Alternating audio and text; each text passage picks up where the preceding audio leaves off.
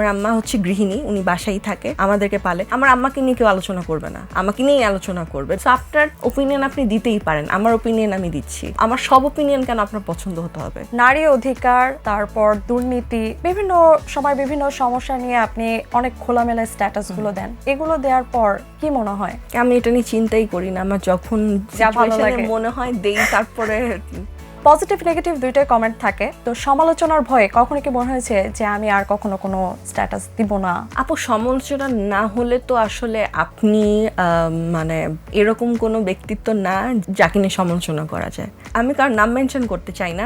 ধরেন আমার আম্মা হচ্ছে গৃহিণী, উনি বাসায় থাকে, আমাদেরকে পালে। আমার আম্মাকে নিয়ে কেউ আলোচনা করবে না, আমাকে নিয়েই আলোচনা করবে, বিকজ আমি এই জায়গাটাতে নিজেকে আনতে পেরেছি যে আমাকে নিয়ে আলোচনা হবে। সো এটা যদি কেউ নেগেটিভ পজিটিভ আলোচনা করে তাতে তেমন কিছু আসে যায় না। হ্যাঁ, তখন আসবে যাবে কেউ যদি বানিয়ে বানিয়ে মিথ্যা কথা বলে, তখন সেটা আলাদা হিসাব। বাট আপনার সব কথা তো আমার পছন্দ হবে না, আমার সব কথা আপনার পছন্দ হবে না, এটাই স্বাভাবিক। সো আপনার ওপিনিয়ন আপনি দিতেই পারেন, আমার ওপিনিয়ন আমি দিচ্ছি। আমার সব ওপিনিয়ন কেন আপনার পছন্দ হতে হবে?